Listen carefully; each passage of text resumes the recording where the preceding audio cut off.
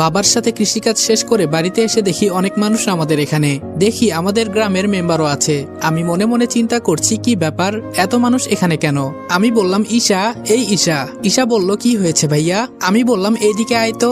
ঈশা বলল কি হয়েছে? আমি বললাম আমাদের বাড়িতে এত মানুষ কেন? ঈশা বলল ভাইয়া তুমি শুনো নাই, বাবার কাছে নাকি মেম্বার 1,50,000 টাকা পায়। আমি বললাম কি এত টাকা? ঈশা বলল হুম ভাইয়া। আমি বুঝতেছি না এত টাকা কিভাবে। আমি বাহিরে এসে দেখি বাবা মেম্বার সাহেবকে বলছে আমাকে কয়েকদিন সময় দিন, আমি আপনার টাকা দিয়ে দিব। মেম্বার বলল কোনো সময় দেওয়া যাবে না, কালকের ভেতরে আমার টাকা চাই। যদি টাকা না পাই তাহলে তোমার এই বাড়িটা আমার নামে কাগজে লিখে দলিল করে দিবা।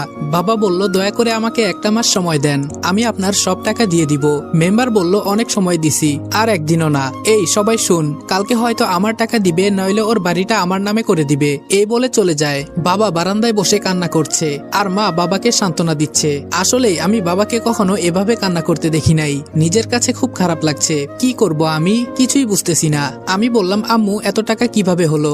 বাবা বলল বাবারে আমি অনেক আগে এই ঘর বাঁধার জন্য 50,000 টাকা নিয়েছিলাম, কিন্তু অভাবের কারণে দিতে পারি নাই। কিন্তু আজকে নাকি এই টাকা সুদে আসলে এত টাকা হয়ে গেছে। আমি এই কথা শুনে রুমে এসে বসে বসে ভাবতেছি এত টাকা তো আমি কোনোদিনই জোগাড় করতে পারবো না। কি করতে পারি? হাতের ফোনটা বিক্রি করলে হয়তো 10,000 টাকা হতে পারে, কিন্তু বাকি টাকা না। আর কিছু চিন্তা করতে পারছি না। রাতে মা ডেকে গেল খাবার খেতে, কিন্তু খেলাম না। রুমে শুয়ে শুয়ে চিন্তা করছি কিভাবে টাকা জোগাড় করব। কখন যে ঘুমিয়ে গেছি বলতে পারি না। সকালে যখন ঘুম ভাঙলো তখন শুনি আম্মু কান্না করছে। আমি তাড়াতাড়ি আম্মুর রুমে গিয়ে দেখি বাবার গলায় দড়ি ঝোলানো ফ্যানের সাথে, আর আমার মা বাবার পায়ে ধরে কান্না করছে। আমি ফ্যান থেকে বাবাকে ধরে বিছানার উপরে রাখলাম। আজকে কেন জানি মনে হচ্ছে আমাকে ছায়া দেওয়ার মতো কোনো মানুষ আর নেই। বাবাকে ধরে কতক্ষণ কান্না করলাম। বাবার কাফনের কাপড় সবকিছু রেডি করে বাবাকে কবরে রাখা হলো। আজকে এই টাকার জন্য আমার বাবা মারা গেছে। আমি ছাড়বো না কাউকে, সব কয়টাকে দেখে নিব। শুধু একটু সময়ের অপেক্ষা।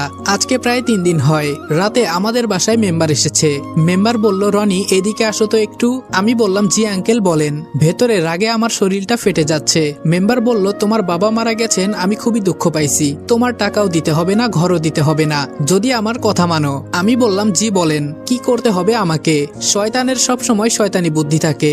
মেম্বার বলল আমার মেয়েকে তোমার বিয়ে করতে হবে, তাহলে তোমার সব টাকা আমি মাফ করে দিমু। আম্মু বলল না না, আমার ছেলে এখন বিয়ে করবে না। আর আপনার মেয়েকে? ছি। মেম্বার বলল মুখ সামলিয়ে কথা বল। আমার মেয়েকে যে বিয়ে করবে ওর এটা ভাগ্য। আর টাকাগুলো তো মাফ দিতেছি, ভালো লাগতেছে না? এত টাকা দিতে পারবেন?